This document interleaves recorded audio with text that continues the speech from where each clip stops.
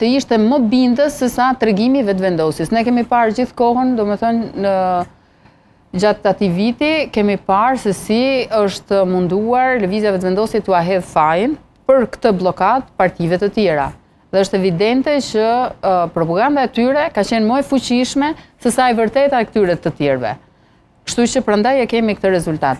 Fakti është që kemi të bëjmë me një propagandë masive, e cila shpërndahet në të gjitha mënyrat e komunikimit, sidomos në rrjetet sociale. Kemi të bëjmë me një makinë të propagandës të fuqishme, të cilën nuk kanë arritur që ta dekonstruktojnë si duhet subjektet e tjera politike. Dhe prandaj edhe kemi këtë rezultat. Pastaj ka edhe pak kënaqësi të tjera, duhet jemi realist. Pavarësisht se zoti Kurti dhe qeveria e tij kanë dështuar për gjatë këtyre 5 viteve në qeverisje, është pak a shumë të gjithë e pranojnë që ka dështuar, edhe votuesit e tyre, mendojnë që partitë e tjera, domethënë të cilat kanë qenë në pushtet, vazhdojnë të jenë të zhgënjur me ta. Kjo është çështja. Pra, ende mendoj që ato kanë punë për të bërë, për të rifituar besimin e tyre. E qartë.